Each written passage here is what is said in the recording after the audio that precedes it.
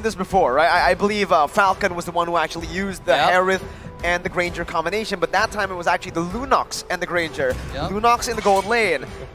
With this combination, yes, there's a lot of lane prio just based on how fast you clear the waves. Mid lane by the Eve and the gold lane on the Harith. With this composition too, you still need that physical damage, and hey, Granger works, right? So I'm looking at it too. I'm thinking about the Granger, but the Martis is to be banned out by Team Hawk. You're also seeing the Hilda ban, which again is setting up for that just vulnerable jungler, but can be the Granger. Yeah, no, you respect the Min, right? You respect Min. The Min. The way that he plays. But now that we've been talking about the Granger so much, the one big danger that he has is if the peel for Team Hawk melts quickly, the whole dive versus dive situation just crumbles for them if they have a Granger jungle. Because you're still a marksman. You have to still consider yourself as a marksman and protect yourself. Now going into the picks after the cool friend, the Hayabusa get banned, is the Granger still looking good? I think it is. I think it is. I mean, like, all the diver ban.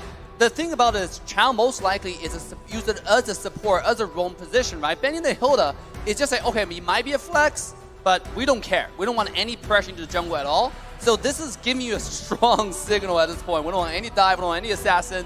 We want the hyper carry in the jungle. Now, which one are they going to go with? YSS, Roger, all those characters are kind of falling off in early game damage now. But Granger, if you scale into the late game, it can actually one-shot any character from the side of Team Hawk. Yep, that's what I was going to say. Like, for Echo here specifically, right? I think I just got on the same page as you guys. Maybe Echo, maybe Carl Teasy, right? But with a Ling on the other end, can it go fast enough? I mean, it's because right now, if Echo just goes for the Granger, right, you are going to be very vulnerable to the dive that Ling and Cho have. Thing is, though, you're not the sole damage dealer. If you do get targeted, you still have that Zaman Force on the Harith, you still have the Yi, and no Granger. It's the Yi Sun Shin from Carl Teasy. First time at M4. My goodness. It's a debut. It's a debut alongside the Ruby. So I'm guessing that's the roamer. Ruby in the hands of Yaoi.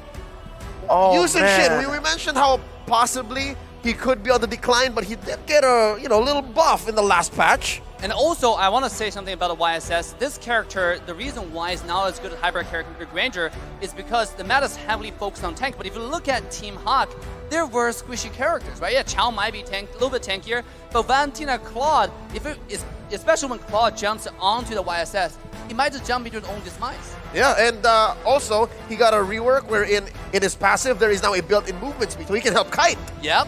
Oh, man, I don't know, though. Personally, I've tried the Yusun Shin. I'm no Carl Teasy, but it did not work, man. No damage. Even though I just scaled off to the late game, I got all of my items. Level 15. Again, no Carl Teasy. I'm not a Carl Teasy, but did no damage. Full disclaimer. Full disclaimer. I'm no Carl Teasy. But were you also going against like 2 tanks on the other side? Yeah, I was up against a lot of dive. That's why I did nothing. I just can't dove on, but I did not have a Yaoi peel as well. So, Yaoi on the Ruby. Last pick, Phoveus. On paper, it looks amazing. I'm liking it because, again, you have a Yusun Shin with Harith. that passive you want to trigger, the Harith. Ruby. The Ruby. Yuzhong has a nice dash in there built into his kit. Yep. Is this trouble? I think it is. For Echo? Are they going to crumble under the demonic force? Well, the demonic force is going to be a massive weapon that they can use, but look at the crowd. This is a weapon that both teams can use. The support coming in by both Echo and Team Hawk as we get ourselves ready. Let's hear it once again. Tennis indoors and Nyan for Team Hawk and for Echo in game number 4. As both sides now walking into the game, both teams are trying to get as much vision as they can. They both play really aggressive. Look at Min, looking for vision immediately. And by the way, that's a sexy Ruby skin right there. Yep, I wonder what it is. The Aspirant skin, released a month ago, and you just gotta grab it. I think the timer's running out on that. Go get it. Now, look at this aggressive move by Min. Checking in. Can he get trapped in by Yaoi and Sanji? Uh-oh, it's also a lane swap. Once again, the Malaysian swap here. As Min jumps in, is able to actually buy some time here. Flickers out to safety. Wow, I mean, already really aggressive. It's Min. You know, yes, he's getting cornered by 3 people, but remember, it's Min, right? He's unkillable.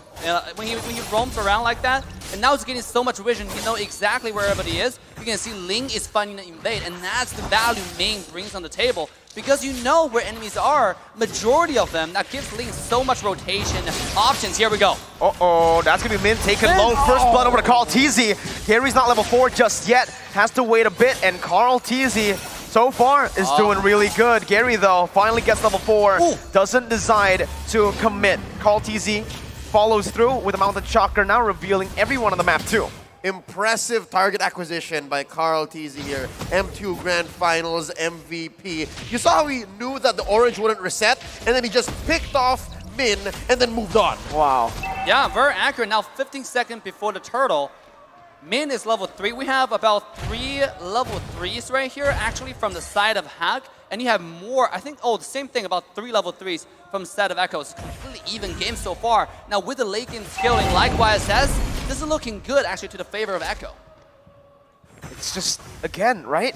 Team go. Hawk were trying their best to invade an enemy team, but it actually just gives Echo a bit of an edge, because now Carl TZ, he got a first blood. Sanford as well on that winning lane, able to get to the turtle side first. The mid control is fully controlled by Echo. And this is where you start to question, is this Yisun Shin going to actually snowball? Is this going to change the landscape of our metagame? But again, it's been, what, 2 minutes and a half? 2 minutes and a half, we can't say exactly that Yisun Shin is the new hotness again. Not yet. Some people like the meta, somebody don't, but to me, the meta is just versatile, right? I agree. Is it going to change? We don't know, because everything is possible. Like, you can have hyper carry jungle, or you can go to the goal lane. Here we go on the top side, though, Sanford. Lola gonna be able to bring him back now. The Demonic Force is ready, and that's gonna be the knockout by the Tempest of Blades. Good kill over to Gary. Lola just funnels it back onto Gary for more damage so that he can actually dive in towards the Yisun Shin later. And just as Min has done throughout all games in this series, he's doing so much. He's moving around.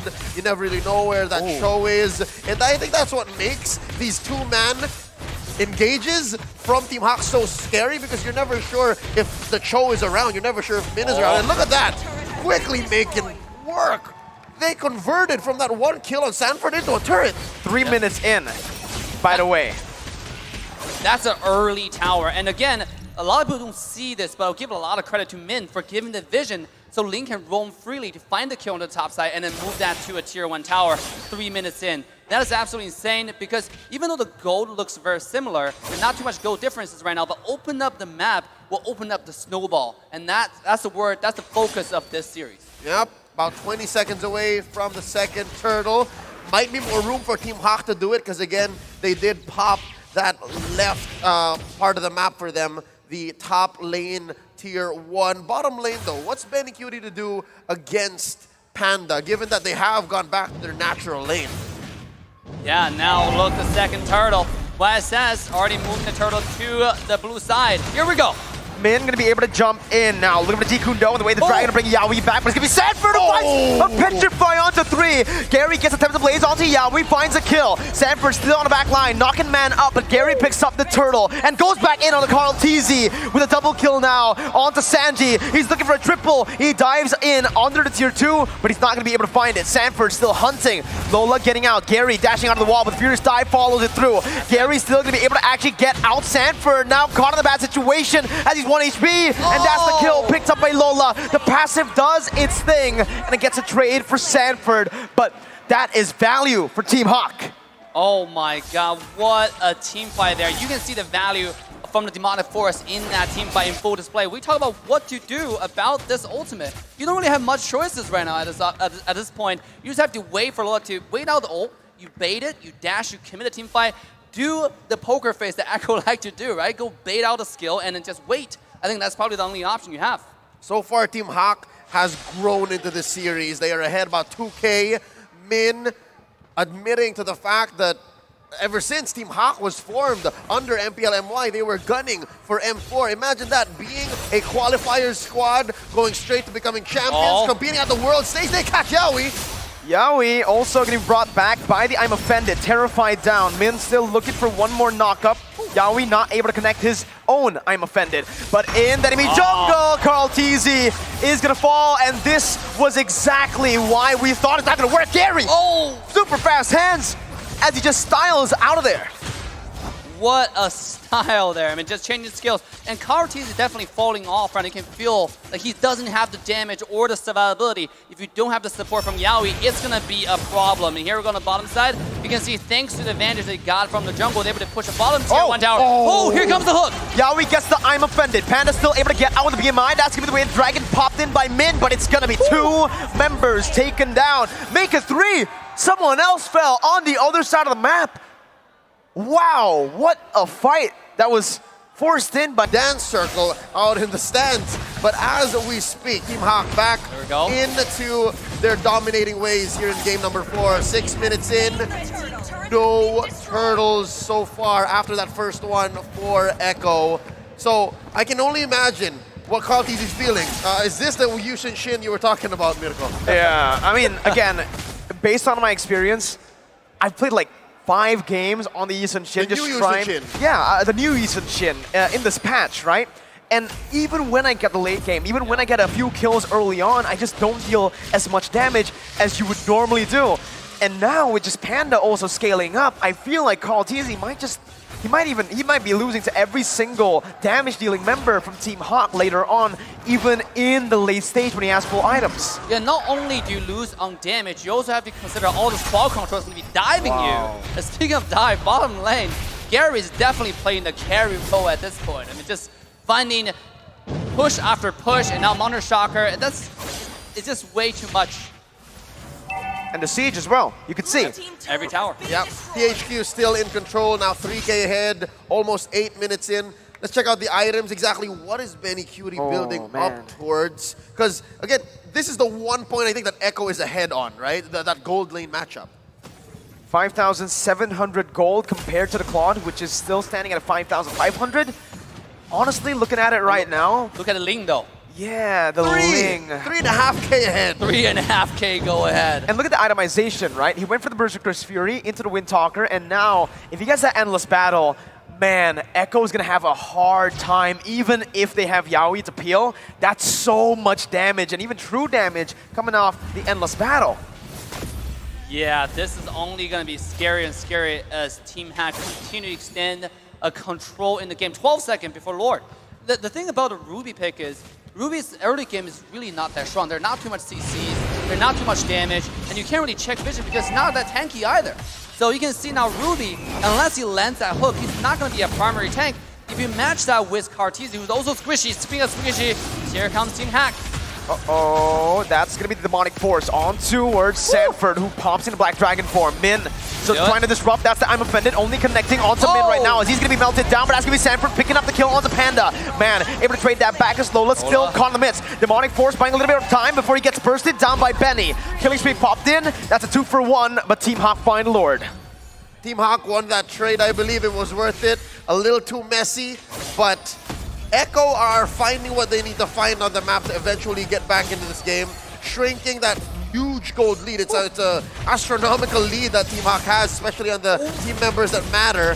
But so far, I just noticed now, man, almost 10 minutes in, Echo only pushed 1 turret.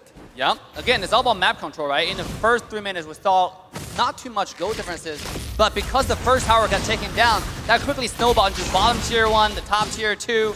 Now with Lore coming in, even though the Team Hawk lost 2 people, Team Echo couldn't push a singular tower. Now the mid-tier one's gonna take him down because of all the crashing coming to the jungle. Oh, Carl TZ is gonna be assassinated there. Min, 1 HP. Sanji finds the damage, but Gary's gonna be able to actually get out. Lola now under the turret, jumps over the Demonic Force, not able to find Yaoi, jumps in once again. Gary finds the kill. Panda jumps in with the flicker too, but it's not enough. Benny and Sanji get out. It is a tier 1 turret taken down by Team Hawk as Gary looks to try to look for the base turret now. Sanji coming in. That's the base turret passive, and Gary needs to back away. Tier 2 now in the mid lane. Gonna be targeted down and sieged down by Team Hawk. That's a clean capitalization by Team Hawk of that small win. Again, 3 for 3 across the board. I'm feeling the problems with the Yisun Shin now. Again, you have the Yisun Shin, you have the Harith. They both need to hit their opponents for an extended period of time. Yeah. They're pure DPS. So the box that Sanji's setting up doesn't seem like it's enough. Yeah, and also they need to scale. But if you think about how much pressure Chao is giving on the map, it's not allowing them to scale, right? Ling is able to split push, find more tower, proc the high ground, the high ground tower's passive as well.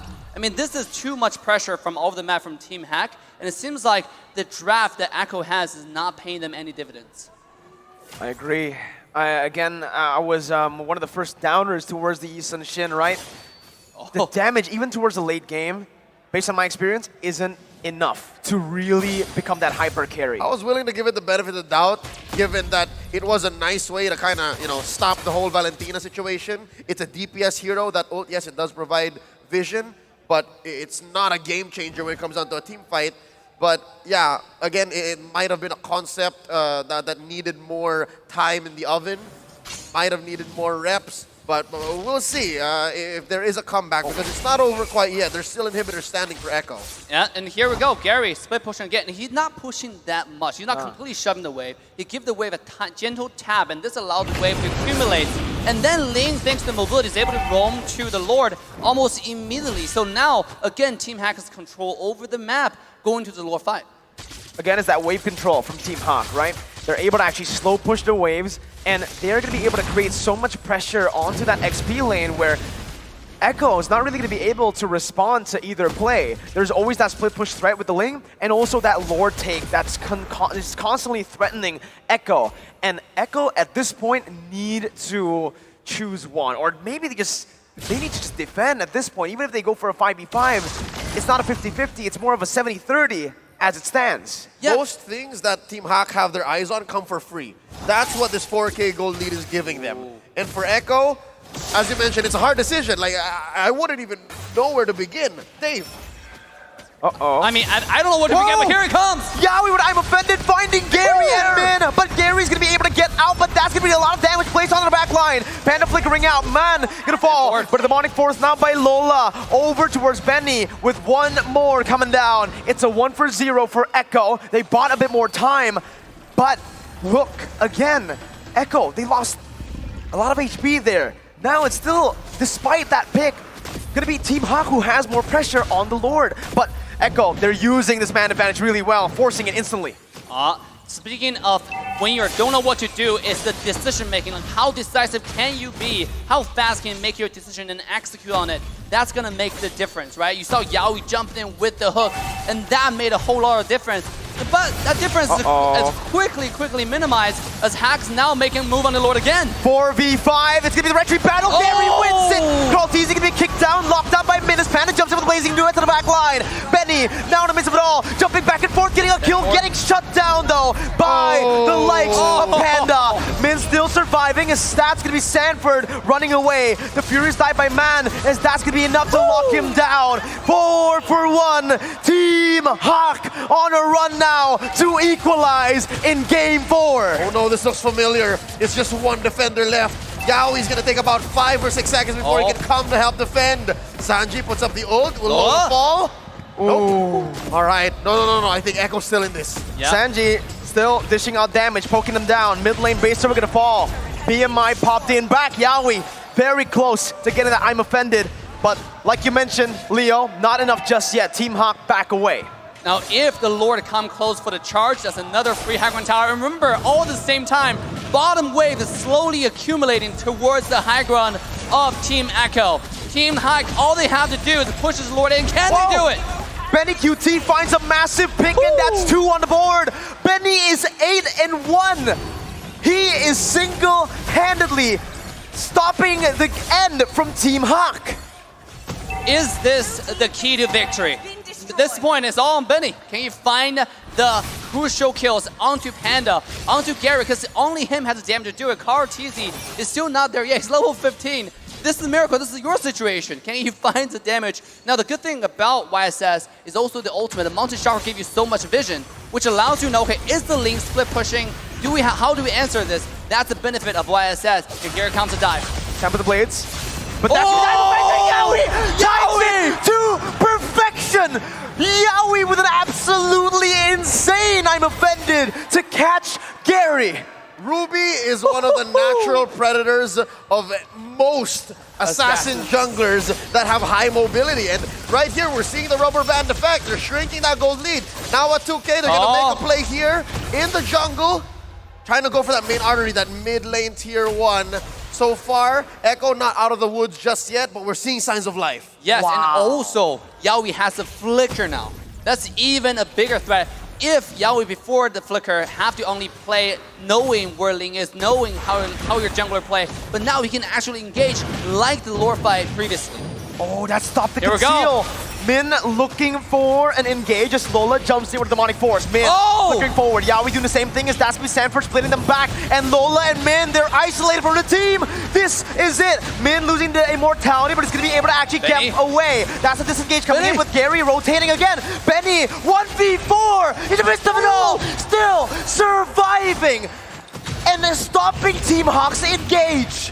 The storm, the typhoon, the hurricane took on 5 members of Team Hawk. Enough time to buy for Echo to defend. And we are sitting at dead even. Now this is a deja vu because Team Hawk has a tendency to go a little bit sloppy in the mid to late game, right? Sometimes we saw that being punished heavily in the previous games. And this is a series, this is the moment where they have to hold steady and go for the next objective. You saw Chow, right? You had Min and Lola jumped in by themselves, disconnected from the team. That's very uncharacteristic of Hack, who plays very disciplined most of the time in the entire series so far. Here we go. Yaoi again finding Panda, but Panda's going to be able to actually dash out. Benny again, looking for the damage right now. The Blazing Duet will be popped. Gary to the back line as that's going to be the Demonic Force popped in as well. Yaoi with no I'm offended cannot actually peel for his team. Lola, Demonic Force once again onto the back line, onto Carl Teasy, but still going to be able to kite away. You can see the damage being placed on. Lola still surviving for a bit longer. Carl Teasy finally finishes him off, but Sanford falls as well. Both of the XP laners have been taken down, but the real world inflation comes down. Yaoi missing with I'm offended. Team Hawk still trying to get an opening here around the Lord. Yaoi gonna be taken low. Min on the flanks. Panda in the mid lane looking for the base. Right now as Gary jumps in, helping the mid laner out. Call TZ finishes Min off, using the mountain shotgun device. Some time on the mid lane will be pushed in. Team Hawk with 1 cannon minion. Call TZ working down. They're getting it. Gary and Panda will end the game to equalize against the tournament favorites. A taste of their own medicine. Echo loses game 4 at the brink of a reverse sweep via a backdoor split push play by Team Hawk. Oh my god, what a play. The Echo style onto their own base. That is insane. Now, when we saw the Panda go in there, Eve responded, but Eve alone is not enough because Hawk has a Ling. They had the tools. What a series, man. That's all I have to say. What a series. They had the tools, they had the setup, and again, Echo, at least at this point, they knew that it was possible, but they just could not respond fast enough. That's what the